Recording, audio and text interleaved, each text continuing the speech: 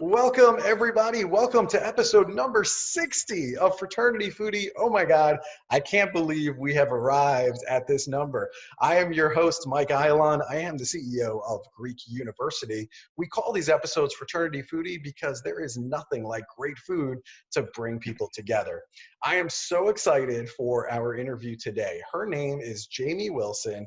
Jamie is on a mission to end sexual violence, to educate others about active bystander intervention, and also to uplift the fraternity and sorority life experience. She cares deeply for the development and growth of not just college students, but also young professionals who are in the field of higher education. Jamie is a wife, she's a sister, she's a sorority woman, she's a survivor of sexual violence, and she's also a student affairs professional in higher education. She serves as the coordinator for Fraternity and Sorority Life at the University of New Hampshire, and she has some absolutely incredible students that I have personally worked with over the years. So I am so excited. Welcome to the show, Jamie. Thank you so much for that awesome introduction. I'm so excited to be here. It's my pleasure. I love working with good people, and you definitely classify as good people. Oh, So thank I you. love to surround myself with people just like you. I believe in your mission. I believe in what it is that you do passionately at my core. And so I'm so excited to work with you in any way, however that looks. And so thank you so much for being here. Um, Thank you. yeah, of course. So let's talk a little bit about your background. I know that you went to the University of Rhode Island for your undergraduate experience. So why did you choose URI, and what was that experience like for you? I chose URI because I knew I wanted to stay on the East Coast. I'm originally from New Jersey. And my experience was awesome. I mean, there were some really amazing moments. There were some really horrible moments, which I'm sure we'll get to later. But I mean, I chose URI specifically because I wanted a public institution. I felt like I wanted to be part of like a mid-sized, bigger institution on the Northeast. And I really wanted to get out of New Jersey. So a lot of people wanted me to go to Rutgers. They said I would get the same experience as at Rutgers at URI, stay closer to home, but I decided to move a little bit farther away. Yeah, that makes total sense for me. I mean, I grew up just outside of New York City. I also needed to get away a little bit. Mm-hmm. So I ended up at the University of Buffalo, which was 8 hours away, still in New York, but it felt Yeah, like it was far enough away to yeah, have a new experience and to meet some new people and to kind of push my boundaries a little bit. yes. So that was good. I totally get that. Now, you joined Phi Sigma Sigma and you were a member of the URI Panhellenic Council. Yeah. So what things did you learn as an active member of the Greek community? Wow, I learned a lot. I mean, I am a member of Phi Sigma Sigma, and I think some of the things that I learned as a member of Phi Sigma Sigma was to just always be a woman of substance, of character, of influence. I think that's carried with me for my whole career and in my personal and professional life. But being a part of the Panhellenic Council was so different. It was a way to see the bigger picture, to feel like I was a part of something bigger than myself. I mean, in general, being a Panhellenic woman meant everything to me. And I think, obviously, as people get to know me and listen to more about my story, and you already know, I really am a Panhellenic woman. And I feel like I feel like I want to include every human being as a part of our mission to just, be better women and to uplift people that need to be uplifted and really speak to the fraternity and sorority life mission and moving forward. I love your lifetime commitment to Phi Sigma Sigma. It just resonates with me because that's the same things that I preach. And sure, has it been easy for me as a fraternity man? I mean, every day brings something new, and I'm like, oh, this, oh, Yeah. that. But the bottom line is, both of us are working hard from the inside to make our organizations as best as they can possibly be. And I think that's important in terms of resilience because there are going to be times when things are difficult. And so that's, something that I've been talking to various fraternity brothers and other people in Greek life, that it is a hard time right now. I think, for us to ignore that would be naive, but we need to fight from the inside about some of the things that we're passionate about. And I'm just grateful for you and some of the Thank work that you're doing. Thanks. So you worked for Phi Sigma Sigma's headquarters in various roles. You were chapter key advisor, you were membership manager, you were also a house director. So what was it like? I'm sure many people listening here today, they want to know, what is it like to work for your HQ? I mean, at first I thought it was my dream job. If you ask anybody, when I got the phone call to become a membership manager after I was a consultant and I was a live-in advisor at the University of Rhode Island, I got the phone call, said, you want to come join us, come to Baltimore, Maryland, their headquarters is in Elkridge, Maryland right now. And at the time I was like, oh, this is really scary. It feels like my dream job. I can work for an organization that I believe in. I could work with students. It just seemed amazing. And it was a really good learning experience. I mean, I was able to get my hands in student development theory before I even knew what that was, because I did my master's after working for my headquarters. But I was really able to get a little bit of everything. I mean, I was able to do event management and curriculum development and be an advisor and oversee, I think I had like 54 or 55 of our largest Panhellenic organizations in the country were under my purview.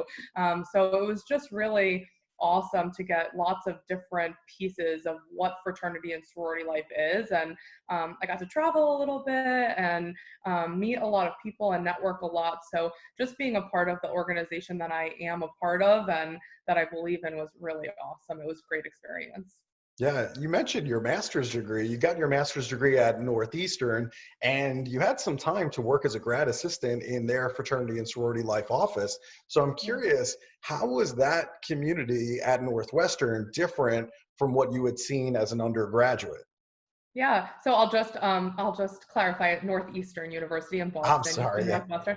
sorry. Um, so I mean, but Northeastern was an amazing experience. Also, I feel like I say that a lot, but I've just had such a great opportunities, in my education and my life. So it was really an awesome experience.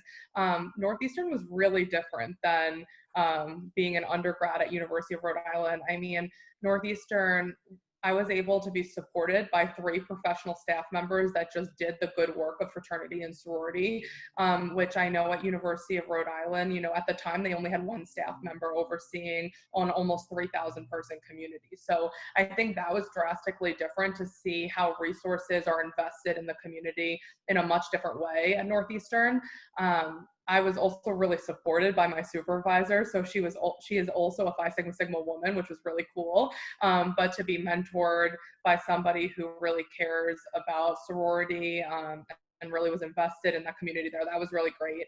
I think what was really different, which helped me become a better professional, was their intentionality about risk management and risk reduction.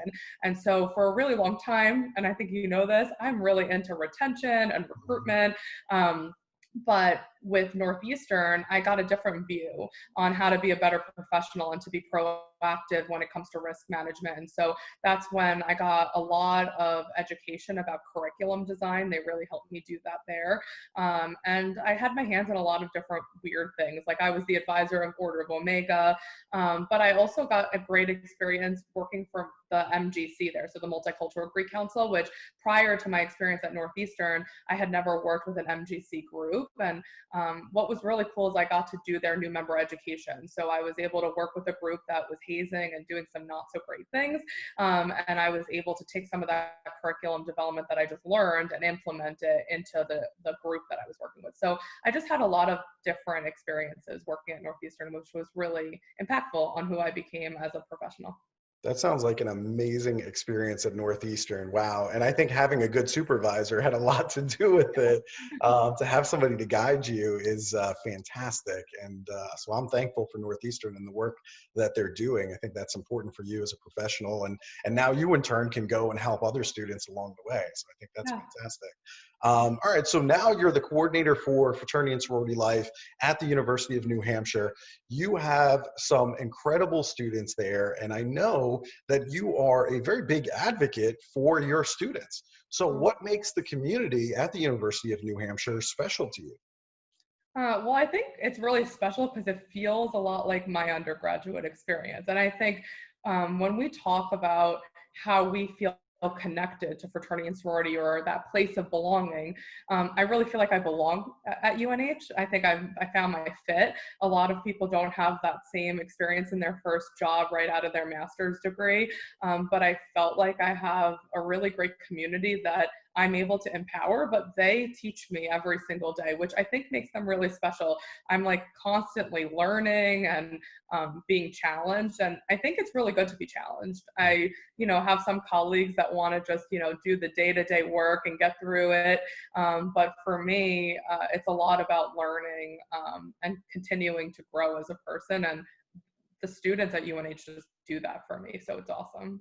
That's fantastic. You have a great relationship there. You help them, they help you. Everybody feels great. That's what higher ed should be, right? It shouldn't be just like a one-way conversation. I feel like people lose sight of that.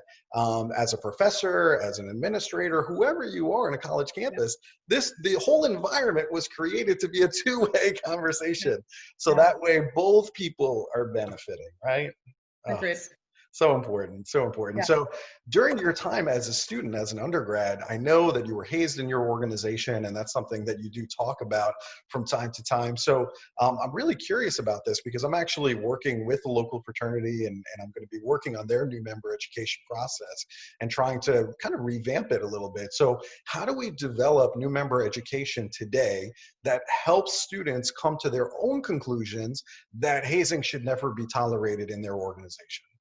Yeah, I mean, I think that phrase "never tolerate" has to come from our students, and I think we've talked about that before. I think if we're telling them this is your new member education program, do it this way, or this is your new pledge process, do it this way, or this is your membership development process, do it this way.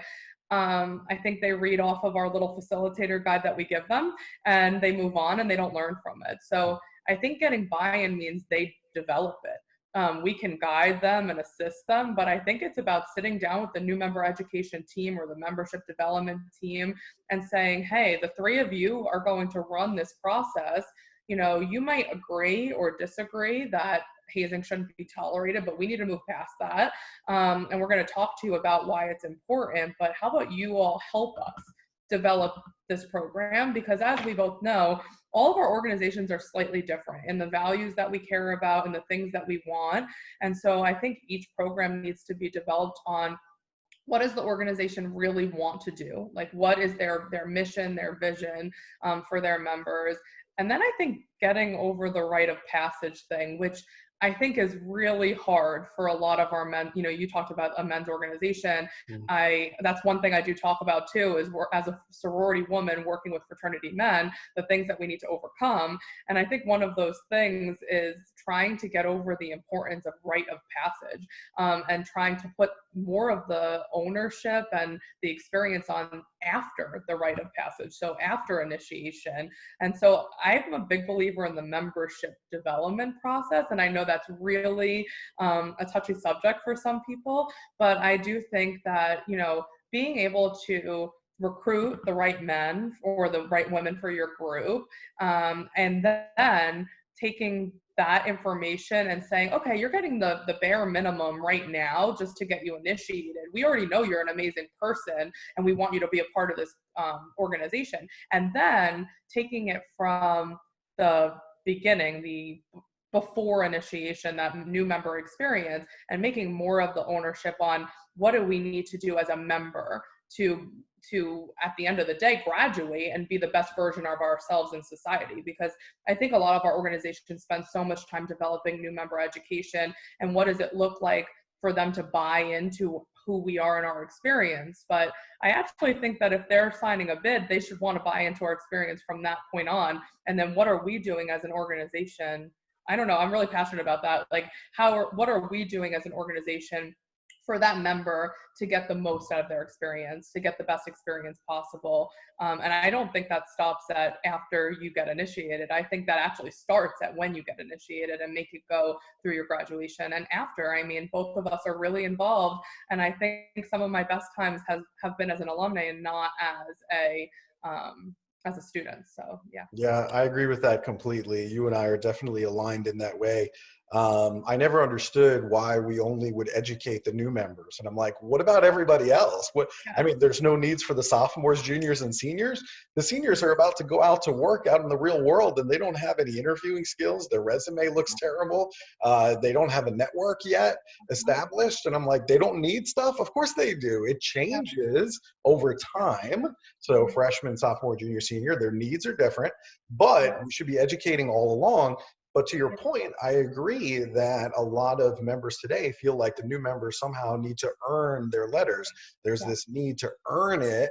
And so, you know, my challenge has always been, given that need to earn it, how can we do that without hazing our new members? And that is some of the stuff that I talk about and work with from the students' perspective to figure that out. And one other thing that I would say too is, I mean, obviously, you know, with everything that's happening in the world right now with George Floyd and some of the other racial injustices that are happening here in the United States of America currently, I think, you know, there are definitely, I'm seeing a lot of fraternities and sororities coming out with statements. I see chapters that are outraged into the way that, you know, this whole thing has rolled out and what happened to George Floyd and his killing. And I think we can draw a line to have a conversation and say to the students, okay, I understand that you're outraged about what happened to George Floyd. You should be outraged, okay? Every American should be outraged. But now let's draw a line to our new member education program and some of the hazing that we're seeing either in our chapter or on our campus. Can you draw a line between these two events and figure out, you know, you're outraged about what happened to George Floyd, and you should, but let's draw a line now to hazing in college fraternities and sororities, and let's see if we can draw a line there. Yeah, I think that's 100% spot on. And I think it's about the students, you know, being able to draw that line. There's that really good saying, like, the best leader in an organization, what they're willing to tolerate is what the organization will be like. That's not the quote, but it's something like that. I always talk about if you're a leader, you need to articulate what you're willing to tolerate and what you're not willing to tolerate, and then go from there.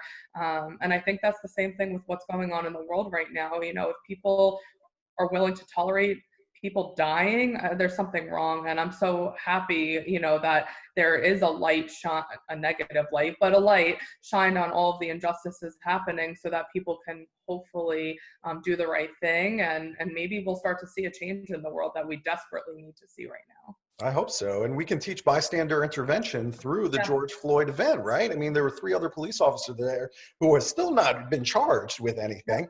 But I mean, it's a perfect case of bystander intervention and what their role should have been when they saw what was happening. So I really think that we can take some of these current events, and without dictating to a student that you must run your new member education program this way, have a conversation about what's going on in the world right now. And let's see if we can draw that line. Like, talk to me about the similarities that you're seeing.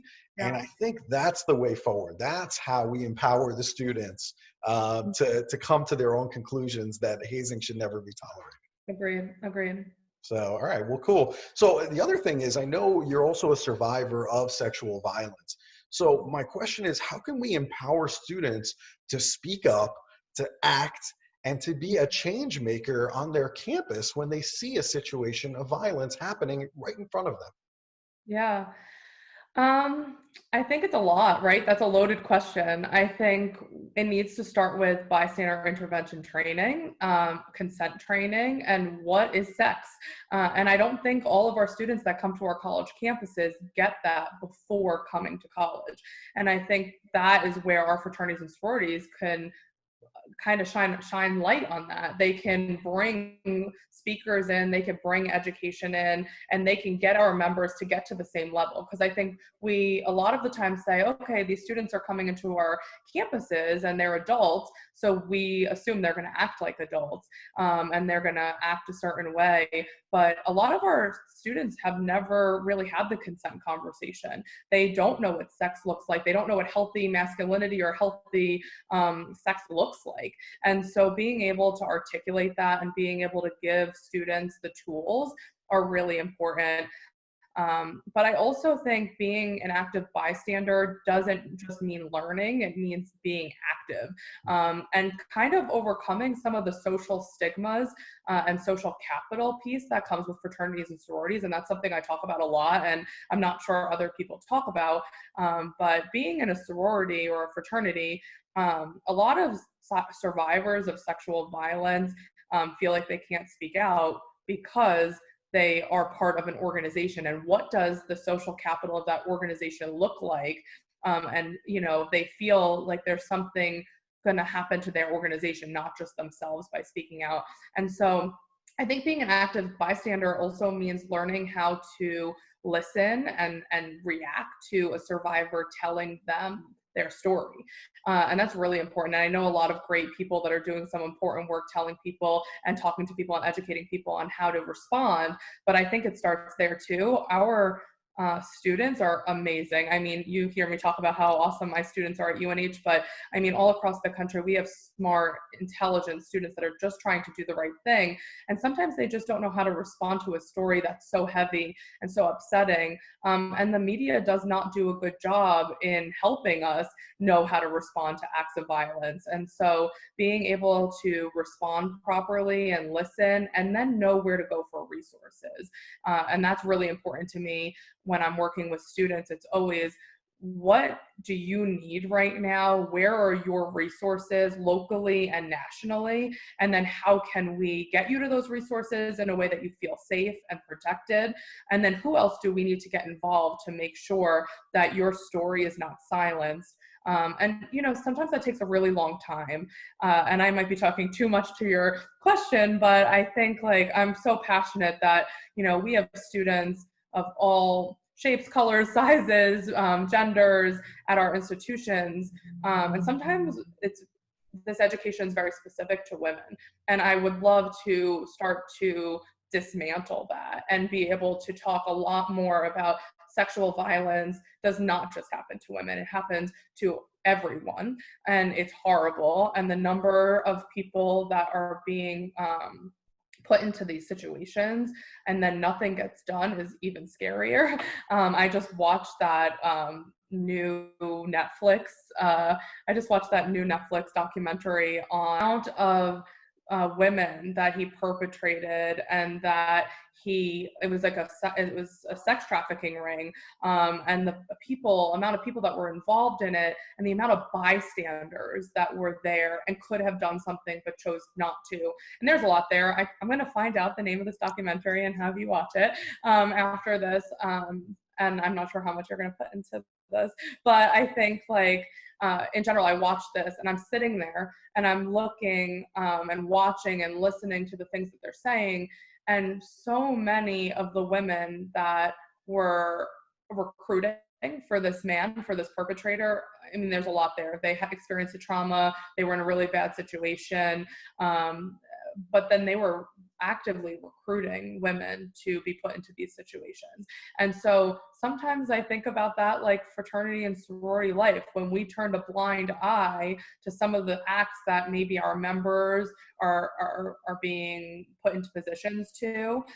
It's sad, and being able to learn active bystander intervention and being able to intervene in a safe way where all parties are feeling safe and protected, and they'll get over that you just stop them from having sex, right? I think that's really important, because a lot of the students that I talk to, they say, oh, but what if they're really into it and we're separating something that's mutual? Well, then they're going to tell you that. They're going to both look at you right in the eye and they're going to say, we're good, or, they're going to not be good, and you're just going to save somebody's life. And I say save somebody's life because a lot of survivors, were classified in this big word. And a lot of survivors, they survived this act of violence, but they did not survive their PTSD or the things that come after. And so I think when we talk to students and we talk to them about how they can intervene and that they're saving somebody's life and the things that come after, I think that's more powerful than just teaching here are the steps to do X, Y, and Z. Yeah. I tell you what, I'd love to do a sexual assault prevention presentation along with you. I think Yeah. you and I are totally aligned, and that would be just incredible. I think about just this spring, I did a sexual assault prevention presentation on a college campus, and I think you hit the nail on the head in that I think a lot of students come to college campuses and they don't know what consent looks like. They 100%. really have no concept of it, and I was describing what consent looks like realistically on a college campus today, and literally like all the Panhellenic women are like standing up, they're clapping, they're hooting and hollering, and I'm like, oh my god, like we have a campus that they don't even know what consent is. And so I'm literally breaking down, what does yes sound like? Here's what it sounds like. This is what no sounds like. Here we go. And I literally went through the list, and I'm telling you, the crowd erupted. Why? Because literally, like, nobody ever had that talk. Yeah. Yeah. Nobody. Yeah. And if they just had that talk on the front end, whether it be parents or whoever, then 100%. maybe we could have made this campus a safer campus, and this didn't have to happen Yeah. on this college campus, right? We can Yeah. prevent these things by just having this conversation, because to your point, I mean, most college students are really good, smart people, Yeah. but you got to give them the tools. You Yes. got to give them the resources. Yeah. I agree. I agree. Oh man, well, I'm charged up about it I know too, we just could like talk you are. about this all day long. I mean, we could totally talk about it all day long, and we're just going to get all charged up I because we're know. so passionate about Yeah. making these campuses safer. So, all right, so let's talk about this just a little bit further. What are the different types of counseling and therapy that students should be utilizing on their campus in order to get the help that they need to move forward? Yeah, so I think there's two avenues, and there might be more, but from my perspective on my campus, there's kind of two avenues that students can take to get the resources they need and the counseling they need. And so the first thing is on-campus counseling, on-campus rape and prevention offices. And then the other avenue is, the Title IX office and being able to report and what does that look like. And I think for me, those two look very different. And so for some people, they're like, oh, you should 100% report because we want to know the numbers. And then, for me, it really depends on who you are and who the survivor is. And I think for me, it's about getting the survivor to what they need to get them the therapy that they need. And each therapy looks different, right? So some survivors love group therapy. I mean, that is the first thing that I was told to go to as an undergrad. One of my friends said, I told very few people, and this is something I share in my story, but there are maybe 3 or 4 people that knew that I was sexually assaulted in my college experience. And they said, you should go to this sexual assault survivors group that's on our campus. It's a really empowering experience, and you can listen and you can see what they do and then go from there. I personally at that time I was ashamed. I thought I did something wrong. I mean, it's taken me almost 11 years to get to the place that I am today to speak about this and to speak about it without crying. I think that's really important.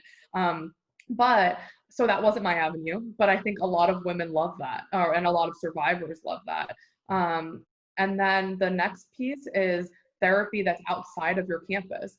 Utilizing resources on a campus is really great, but sometimes survivors are really nervous of what that looks like to walk into a campus space and who is looking at them. I know for me, that's why I didn't get therapy when I was younger. I was so nervous that I'd walk into that space and see my the person who committed the assault. I thought I would see people that I knew, and what would they think of me if they knew why I was there. There's a lot of stigma there. I hope that we can get rid of that stigma. I mean, that will be wonderful, but there is still a stigma there. And so utilizing counseling services that are in the area and not just necessarily on a campus is really important too. And I know for me, it's about learning about all the different therapies that are out there. When I finally got to a place to get therapy, which was 2 years ago-ish, I started working on myself and why I was starting to have panic attacks, and nothing was really working. I'm an educated graduate of Northeastern and URI, and I have a lot of counseling background, and I was like, why is nothing working? I'm still having panic attacks when people tell me their stories. I'm not able to really share anything about my personal story. And so I actually did EMDR therapy, which is very tactical, and they move your finger in front of you, or they tap your hand, and then you retell your story. And it's really, I would say, invasive, mentally invasive, and it's really hard. But honestly, I'm probably one of the biggest advocates for it now, because it really reframes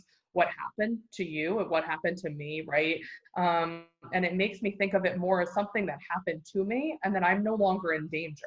And I think a lot of people who have panic attacks or anxiety attacks after something like this, they're looking for ways to disassociate, and normally that's really negative. It normally looks like starting to use drugs or alcohol or doing negative things to your body. But I wanted to find a way to disassociate in a really healthy way. And so EMDR helped me recognize that I'm safe. And this is 12 years later, or 11 years later.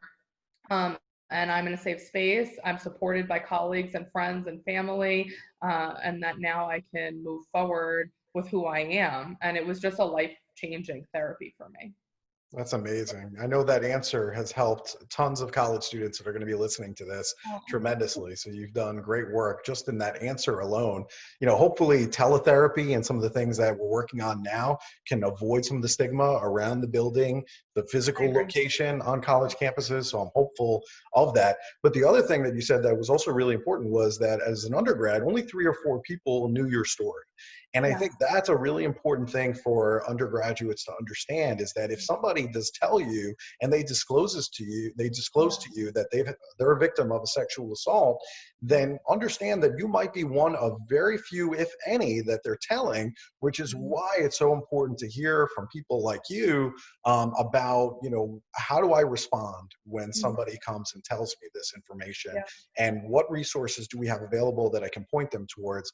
But I think you're right. Most college students today are just unprepared to have that conversation when a disclosure is made. And that's the problem, is that they might only tell 1 or 2 people. So if that student is not trained on what to do at that moment, then we just lost an opportunity and perhaps something really horrible happening to this victim.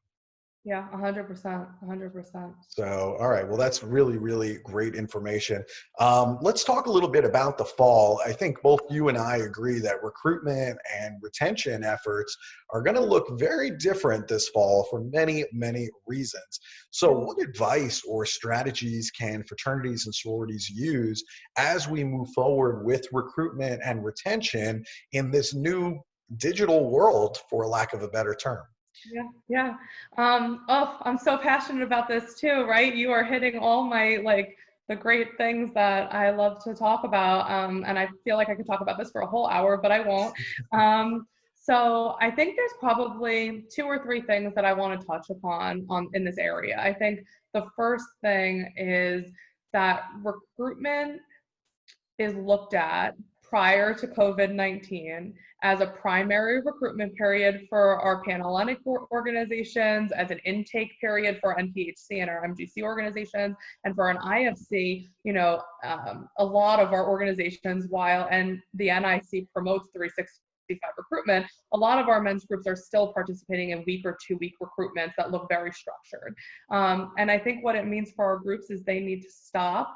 They need to be creative, and they need to not stop recruiting. And I said that a little louder than everything that I've said is because so many of my students, I'm having pretty candid conversations lately. They're like, can't we just stop and do deferred recruitment? And I don't think that's the answer. I actually think if our organizations want to survive, we need to be recruiting every single day. And I don't like to even use the word recruiting anymore. We should be making genuine connections and friendships and authentic, values-based friendships, making new brothers, making new sisters before the bid gets given out. They should be connected. And I think from a university perspective a little bit, recruitment needs to happen because we are one of the primary sources of belonging on a campus and that affinity. And so when students in fraternity and sorority life now say, oh, we'll just give up and we can't do it the old way, so we're not going to do it at all, I think that they're so much smarter than that. So I look at them and I'm like, no, you are so much smarter than that. Let's develop a new plan. Let's develop a plan where every single one of our members are out on the ground or virtually now recruiting. And that means, being in the class of 2024 Facebook group. And when somebody says that they're interested in joining a fraternity, you're DMing that person and saying, hey, I saw your interest, but I don't even want to talk about that. I just want to hear about who you are, why you're coming to this institution, and why you're excited to be here. And then develop that real relationship. And then hopefully the values of that fraternity man or the sorority woman that you're that's Instagramming or Facebooking these students, that connection will hold to when they come in the fall. So then they'll start looking at our organizations as places of value because they want to be like the active members in our organizations that are recruiting now and every single day. And I think the second piece, besides recruiting every single day, 365 recruitment, is to just be okay with change and be okay that maybe these are ways to make more equitable systems for recruitment and more fiscally responsible ways of recruitment. The amount of money that I am so embarrassed to be an advisor for.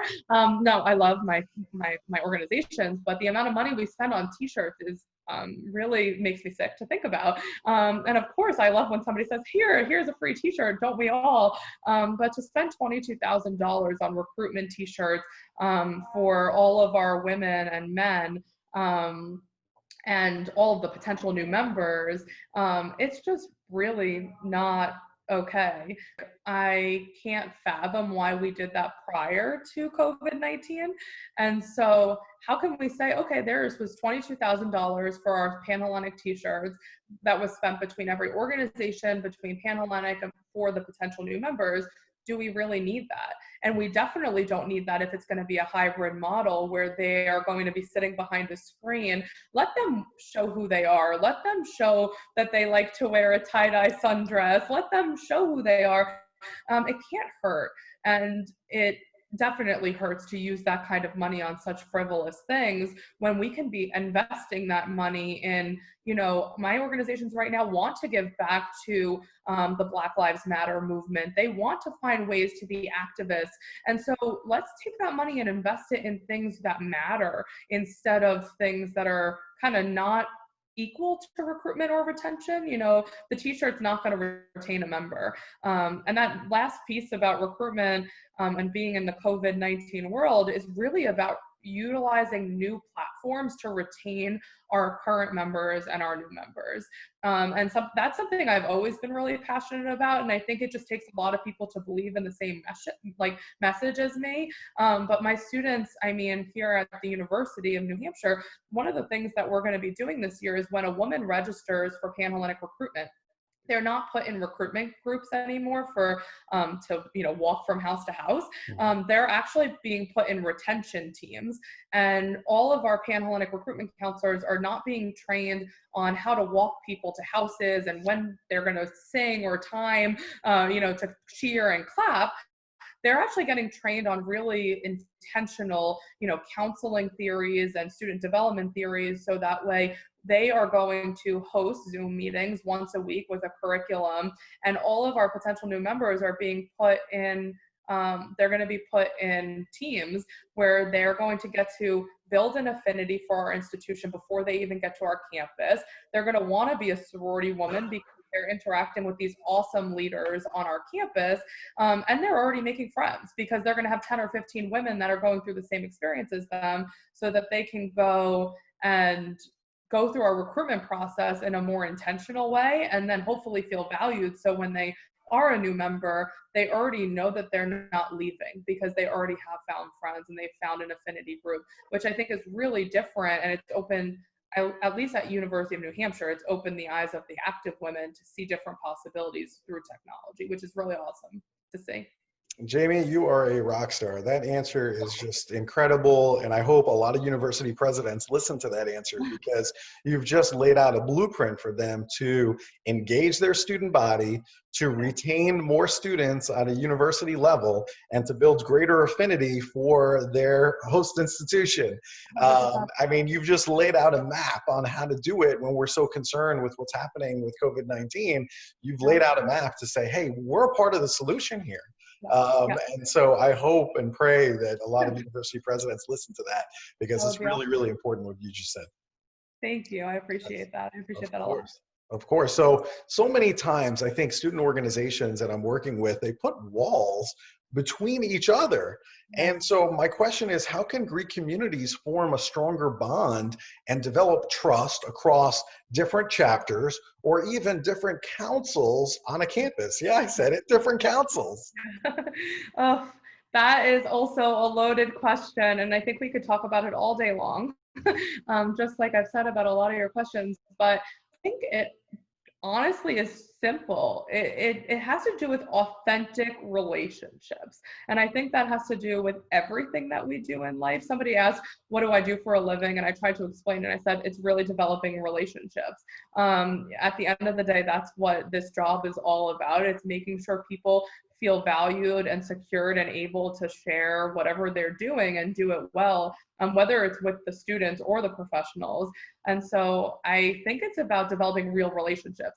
And I think that also has to do with some of the administrators like me, right? I might not be one of the ones that are doing these things, but I think there are a lot of people in positions where they tend to hinder the creativity of our students. And I think that is a reflection of why a lot of our communities have become so isolated and siloed, is because they're not able to be creative and they're not able to change what they're doing and who they're talking with, because there's some, unwritten rules about who they should associate with and how they should interact and what they should be doing. So, I mean, it can start with people in my role and dropping down that veil. But I do think it just is all about the students. It's about empowering them to have sober social events instead of having ones with alcohol, and fun events that members actually want to go to, and that be initiated by the students across councils, across chapters. I think one of the, I don't necessarily love accreditation programs, but I see the value in the data and being able to tell our story. And one of the things that University of New Hampshire has is an accreditation system, and it's pretty robust. But over the course of the last 3 years, I've tried to change how it goes from being a point system and we're just doing it for the credit, we're here to check off a box, but it goes from that into what does each student want out of the experience of being a fraternity man or a sorority woman, and how can they get that experience and not within a box. So if they're going to see a leadership speaker, the old way was 75% of the chapter has to be at that one speaker. My community is too big for that. I cannot have 75% of my community at one speaker. We don't have a location that would fit them all, especially in COVID-19 world. And so I think it's about saying, okay, well, Jamie, you're really interested in marketing and retention in your future. How can you get that leadership development experience on our campus or with your headquarters, and then checking that box for yourself, and then articulating that to the office and to the Panhellenic and IFC so that we know what you're doing and we're able to tell your story. So I think that's really important in how we tend to break down barriers between councils and chapters, is that each one of our members is, yes, they're a part of a bigger organization and they represent all of us. We all know what one person does is a reflection on our organization and our values, but we are all individuals and we all have different interests and things that we want to be a part of and learn about. And I mean, at the end of the day, I think, especially for me being on the higher ed side now, not as a headquarters professional, but from the administration side, I see so much value in the holistic individual student, and how can we get each individual student to where they want to be when they graduate. And I think that integrates perfectly with fraternity and sorority life, is how can each organization make sure they care about their members enough that their experience is reflective of who they want to be when they graduate. And in turn, hopefully that means they're integrating across councils. It means that they're becoming friends with other organizations, and they're doing things that matter to each group. So one group might always do the hockey game every single year, and they want XYZ sorority to be a part of it. Well, XYZ sorority, they don't want to be a part of it because they don't know how to play hockey, or they don't have the gear to play hockey, and they feel really excluded already. So it's about having a real, authentic conversation with that group and saying, hey, we actually just want to be friends with you. What can we be doing so that we can have conversations to build that relationship? And I mean, I'm so lucky to be, working at the University of New Hampshire, and I'm so invested in my students. And they see that, and sometimes it's a positive, and sometimes it's a negative. But I think that all people that care about students and that put students first are able to help our students get to the place where they're able to communicate across councils and across chapters. Wow, UNH is very lucky to have you. I'm going to say Well, that thank on the you, Michael. record, and also say you're absolutely right. When I see councils not working together or not attending each other's events, I'm always like, did you ever have a conversation with this council and Yeah. ask them why they're not attending? Maybe there's a very good reason why. Yeah. And so I think, to your point with that hockey example, I think it's a perfect example. We just Yeah. assume everyone has the equipment, and all of these, we make assumptions. Yeah. And if you just had a conversation, maybe you would find out the answer to your question. Yeah, it's so funny that you say that, because I'm thinking about that question and how I answered it. And I think about when I was at Northeastern as a grad, I got to be a facilitator for one of their leadership conferences. And I remember I was assigned to the MGC council, and we all broke out with each council to kind of talk about what they learned from the weekend and how we can do better. And I remember sitting with the council, and they're talking about how they just want to build a better relationship with the IFC so that they could be working together on a lot of the missions as men, as fraternity men. And it was so awesome, the things that they were articulating.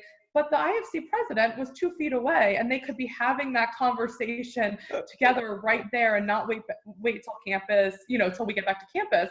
And so I looked him straight in the eye and I said, hey, I'm pretty sure they wouldn't mind if you just said one of our goals out of this conference is to become a tighter knit community, to become more affiliated with the IFC. Why don't you have that conversation right now while you don't have schoolwork to worry about? We're off campus, everybody's here to grow and become better. Let's have that conversation right now. And so watching that student walk over to the, other corner of the room was so powerful, because that's how we make change. It's not from, waiting to send the email for the right time to be politically correct. It's really about saying, I'm going to do this because this is what I believe in, and then maybe apologize later if we did it in the wrong way. Yeah, that's great advice. All right, so we love to eat great food here at Fraternity Foodie. So what is your favorite restaurant that's near the UNH campus, so that way I can go and get some food next time I'm in town? Yes, well, we are so excited to have you, hopefully in October if the world gets better. If Yes, not, it'll be virtually. yes. But I think, okay, so my favorite place near campus in downtown Durham was Young's. And it's like a diner, farm to table type of restaurant. But unfortunately, because of COVID-19, and I think maybe other reasons, they are no longer in business, which I was heartbroken to find out. But my other favorite restaurant, it's not necessarily in Durham, but it's in Dover, which is the town over. It's called The Farm, and it's just really great. And in October, if it's nice enough, you can sit on the deck outside and it overlooks a river. It's just really delicious. So yes, I love all of the food in Durham and Dover. That sounds great. That sounds absolutely fantastic. And I'm formally inviting you, if I do get to campus, Yes, to I come would and have love a great meal outside over there. It would be that. fantastic. Yes. All right. So where can our audience go to learn more about you and your programs and your services? Where should they go? Awesome. So, like you said before, I work at the University of New Hampshire, but I'm an educator and a speaker and a facilitator. So my website is www.jamiedevinwilson.com. And I'm on all of the social media platforms as @JamieDevin. And I look forward to hearing from anybody that wants to reach out after this. That's awesome. You will be very happy to bring Jamie to your campus because she's not only a great advocate for her students at the University of New Hampshire, but she's a wonderful human being. And I think that we're lucky to have her in higher ed, and hopefully her word can spread to college campuses all over the country. I'm a huge fan, and it's always great seeing you. And hey, what can I say? Thank you on behalf Thank of Greek life. That's the best thing that I can say to you. Thank you so much. I really appreciated, doing this and getting to see you. It's nicer than just talking on the phone. Yeah, I totally agree. We'll do it again sometime soon. And thank you to our listening audience. If you found some value in Jamie's conversation today, which I'm sure if you got to this point, you've heard some value today, what I'd like you to do is like it and share it with other people in your community so that way they can hear Jamie's words firsthand. I think that's really important. And thank you so much for tuning into this episode. We'll see you on the next episode of Fraternity Foodie. Bye for now.